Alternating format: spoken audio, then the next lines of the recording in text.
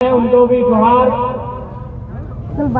तो जैसा कि आप सभी जान रहे हैं कि आज का जो कार्यक्रम रखा गया है, मूल रूप से जिस क्षेत्र में इस कार्यक्रम को रखा गया है यह एक विस्थापितों का क्षेत्र है। आज का कार्यक्रम भी विस्थापितों की अधिकार के संदर्भ में ही रखा गया है। आज झारखंड राज्य विस्थापन की अगर बात करें तो विस्थापन केवल झारखंड राज्य की समस्या नहीं है। विस्थापन का मतलब होता है कि चाहे उद्योग के माध्यम से, खनन के माध्यम से अथवा अन्य योजना परियोजनाओं के माध्यम से जब किसी किसान की जमीन को अधिग्रहण किया जाता है तो उसे विस्थापित होना पड़ता है। यानी विस्थापन का दंश, विस्थापन का दर्द, विस्थापन की पीड़ा अभी तो केवल झारखंड ने नहीं पूरे विश्व ने देखा है।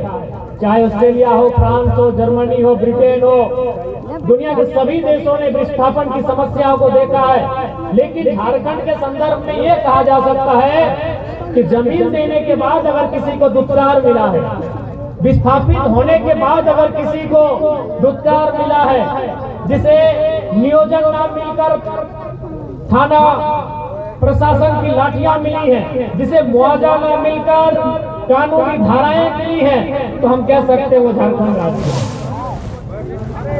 विस्थापन हर एक देश में होता है, विस्थापन इस देश के बाकी राज्यों में भी होता है, लेकिन जब झारखंड की बात आती है तो कहीं न कहीं इस बात को मानना होगा, इस बात को हमें स्वीकारना होगा कि विस्थापितों को न्याय की बात आए, चाहे वो आपका रामगढ़ हो या बगल में हजारीबाग का बड़का गांव। आज ऐसा प्रतीत होता है जैसे मानो कि विस्थापित अपने जमीन देने के बाद, अपने खेत खलिहानों को देने के बाद भी आज अपने हक और संघर्ष की लड़ाई को लड़ रहे हैं। और ताज्जुब की बात यह है कि इतना बड़ा सिस्टम हमारा, लोकतांत्रिक ढांचा, लोकतांत्रिक सिस्टम है हमारा, उसके बाद भी अगर विस्थापितों की समस्या का समाधान नहीं हो पा रहा है तो आज पूरे राज्य के विस्थापितों को एक जगह आकर आंदोलन करने की आवश्यकता है। और उसके लिए जेल कैंप हमेशा तैयार रहेगा, अग्रिम पंक्ति में आके खड़ा रहेगा। आपने कुछ दिन पहले बिल्कुल विशेषकर जो यहाँ पत्रकारिता से जुड़े लोग बैठे हैं, जो एकाधिकार लोग बैठे हैं, उनको थोड़ा सा समझना चाहिए। आपने सुना होगा और अपने देखा भी होगा कि कुछ दिन पहले बुढ़ाखाप में जो आलोक स्टील प्राइवेट लिमिटेड जो स्पंज कंपनी है जिसके माध्यम से प्रदूषण किया जाता है, वहाँ हमारे एक साथी हैं सुरेंद्र जी, जिन्होंने उनके उस प्रदूषण पर जाकर उजागर किया। मुख्यमंत्री ने ट्वीट को संज्ञान में लिया, आपने देखा होगा। एक बात है, विशेषकर ये एकेडमिक लोगों के लिए, बुद्धिजीवी खेमा जो है उनके लिए मेरा संदेश होगा कि उस प्रदूषण के मसले को माननीय मुख्यमंत्री ने संज्ञान लिया। उन्होंने ट्वीट किया, उपायुक्त यानी जिला के जो सर्वोच्च पदाधिकारी होते हैं, उन्होंने माननीय मुख्यमंत्री जो इस राज्य के मुखिया होते हैं, इस राज्य की विधि व्यवस्था के निर्माण टीम के प्रमुख होते हैं, उस शख्स ने जिला के सर्वोच्च पदाधिकारी यानी रामगढ़ जिला उपायुक्त को ट्वीट किया। क्या वहां कंपनी ने प्रदूषण करना बंद किया? क्या प्रदूषण नियंत्रित हुआ? नहीं। ये मैं जनता को नहीं कहूँगा, जनता तो भोली भाली है। चलिए, इनको लगता है कि जो नेता कह रहे हैं मीडिया बंद हो, ये सवाल लाभ से, क्योंकि हम हमेशा कहेंगे कि प्रेस और पॉलिटिक्स दोनों अलग अलग, ठीक है, दोनों का मकसद एक होना चाहिए, देश की भलाई, आम जनता की भलाई, लेकिन हमारी धाराएं अलग होनी चाहिए। आपका काम होना चाहिए, अगर हम गलत करेंगे तो उसको एकदम ईमानदारी पूर्वक उजागर करिए। अब मैं जनता के लिए नहीं कर रहा, प्रेस के बंधुओं, मुख्यमंत्री ने संज्ञान में लिया, किसी को ट्वीट किया, क्या प्रदूषण रुका? तो क्या हमारा ये तंत्र, ये हमारी लोकतांत्रिक व्यवस्था, ये आज पूंजीपति ताकतों के इतनी अधीन हो गई है कि मुख्यमंत्री के संज्ञान लेने के बाद, उस जिले के उपायुक्त के संज्ञान लेने के बाद अगर कार्रवाई नहीं हो पाती है तो आम व्यक्ति का इस देश में, इस राज्य में क्या होता है? आप 2 मिनट बैठकर सोचिए, आप 2 मिनट बैठकर ये मुख्यमंत्री ने इसको संज्ञान में लिया, उपायुक्त को जाकर उन्होंने कहा इस पर कार्रवाई करें, इस पर रिपोर्ट तैयार करें। बिल्कुल आज वही उसी क्षेत्र के लोग बैठे हैं, उसी क्षेत्र की कई माताएं बहनें आई हैं, उसी क्षेत्र के नौजवान आए हैं, तो बताएं क्या वो प्रदूषण कम हुआ? यदि नहीं कम हुआ तो हमें चिंतन करने की आवश्यकता है और हमें ये भी समझना होगा कि हम किस पे उम्मीदें करें। जिसको रखवाली का जिम्मा मिला है, जो हमारी रखवाली का जिम्मेदार है, जो हमारे पहरेदार हैं, अगर वो हमारी पहरेदारी नहीं कर पा रहे या फिर उनकी सुनी नहीं जा रही है, इस राज्य में मुख्यमंत्री की नहीं सुनी जा रही है, तो आम व्यक्ति की कितनी सुनी जा रही है? इसलिए अब लगता है और ये विस्थापितों को तय करना होगा कि विस्थापन की लड़ाई को नए सिरे से और कितनी ताकत के साथ लड़ना है, यह विस्थापितों को तय करना होगा, क्योंकि मुख्यमंत्री की ये लोग नहीं सुन रहे हैं। लोग तो अंदर खड़े ये भी कहते हैं कि भले हम और आप यानी जनता जनार्दन जिनके पास इस राज्य में करोड़ों के मतदाता हैं, जिनके पास एक भीड़ है, आप भले अपने वोट से सरकार डिसाइड करते हैं, लेकिन लोग कहते हैं आलोका स्टील कंपनी के जो मालिक है, क्या नाम है, श्रीमान रोंटा, वो अपने अर्थ से, हम अपने मत से सरकार को डिसाइड करते हैं, वो अपने अर्थ से सरकार का बनना और बिगड़ना डिसाइड करते हैं, ऐसा लोग कहते हैं। अर्थ यानी पैसा, यानी करोड़ों लोग जो वोट देकर सरकार बनाते हैं, 2-4 लोग। रोंटा जी के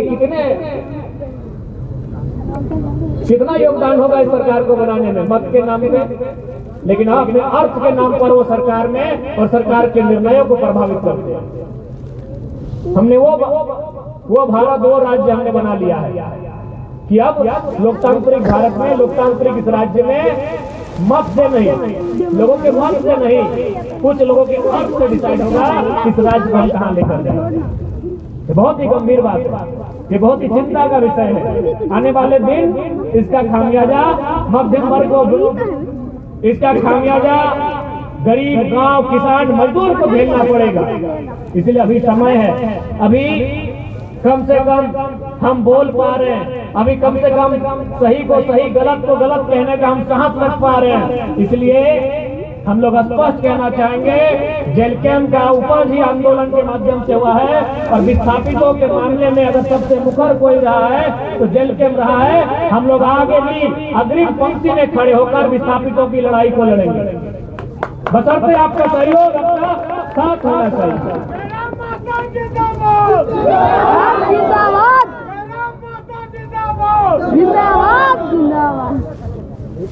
और बिल्कुल आज इस बात को हम खुले मन से मानते हैं कि जो समस्याएं हैं और जो हम संघर्ष कर रहे हैं, हमारे संघर्ष से समस्याएं बड़ी हैं, इसीलिए समाधान नहीं हो पा रहा। इस बात को मानते हैं कि आज जो हम लोग संघर्ष कर रहे हैं उससे समस्याएं बड़ी हैं, लेकिन हम यह भी मानते हैं जब हमारा संघर्ष बड़ा होगा, हमारे संघर्ष का आधार बढ़ेगा, हमारे संघर्ष का स्तर बढ़ेगा, समस्याएं छोटी होंगी और समाधान भी होगा। क्योंकि समस्याएं जिनके माध्यम से हमें समस्याएं मिल रही है वो बड़े लोग हैं। इस व्यवस्था में उनकी पकड़ है, सत्ता में उनकी पकड़ है, और जो संघर्ष करने वाले लोग हैं वो कहीं ना कहीं लाचार किसान बेबस लोग हैं। लेकिन जब वो एकजुट होकर संघर्ष करेंगे, एक होकर अपनी लड़ाई को लड़ेंगे, तो मुझे पूर्ण विश्वास है समस्याएं बहुत छोटी पड़ जाएंगी और हमारे संघर्ष का स्तर बहुत ऊंचा हो जाएगा। और आज हर एक विस्थापित क्षेत्र को ये तय करना होगा, हर एक गांव को ये तय करना होगा, हर एक किसान को ये तय करना होगा कि आज संघर्ष की लड़ाई को एकजुटता से वो धार देनी है कि समस्याएं हमारे सामने आकर बोनी पड़ जाए, ये हमें तय करनी पड़ेगी। आज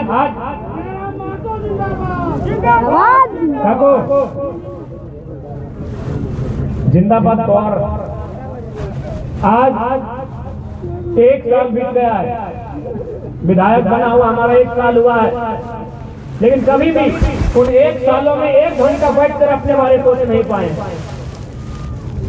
आपके कैमरे में हमारी तस्वीर बिल्कुल साफ आ रही होगी। अल्ट्रा 24 का भी मोबाइल होगा आपके पास, 17 iPhone 17 होगा। आप जूम करके दूर से देख सकते हैं हमारे चेहरे की हालत, हमारे कपड़ों की हालत को, हमारे पोशाक को, हमारे परिधान को, हमारे पूरे होलियों को आप जूम करके देख सकते हैं। विधायक ऐसा नहीं होता, इस बात को मानना होगा।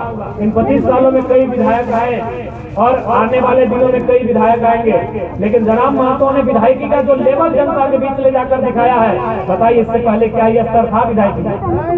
इतने सुलभ जनता के लिए कोई था? आपने देखा होगा कई लोग आए, उन्होंने हमारे कंधों पे, कंधे तक में हाथ रखा। हमें कई लोग पीछे से बोले कि भाई कंधे पे, इन्होंने कभी तक ये अनुभव नहीं किया कि विधायक से मिल रहे हैं, वो एक अनुभव कर रहे हैं, वो अपने घर के एक बेटे से मिल रहे हैं, एक भाई से मिल रहे हैं। आज ही जब घर से हम सुबह ही निकले, लगभग 9 बजे हम लोग घर से निकले। धनबाद में भी एक विस्थापन का समस्या था, वहाँ भी कल महिलाओं से लाठीचार्ज हुआ था, तो हम सुबह 9 बजे वहाँ निकले, सिर्फ पुला की ओर निकले। रास्ते में बोकारो जो आपका फोरलेन है, वहाँ एक हमारी पार्टी की दीदी रहती है, उनको फोन किए कि हम लोग उसी रास्ते से जाके खाना बना के रख दीजिए। ये हमारी दिनचर्या है। जिस रास्ते से हम लोग गुजरते हैं, अगर किन्हीं का घर रोड के किनारे है तो उनको फोन कर देते हैं कि खाना बना के रख दीजिएगा। यानी आज हम लोग के पास जनता की समस्याओं के लिए लड़ते लड़ते इतना समय नहीं है कि हम लोग अपने घर जा सके भोजन को करने का, क्योंकि हमें लगता है कि अभी समय है इस राज्य के लिए कुछ करने का। आज अगर इस राज्य के लिए कुछ नहीं किया जाए, आज अगर इन लोगों के लिए कुछ नहीं किया जाए, तो आने वाला समय शायद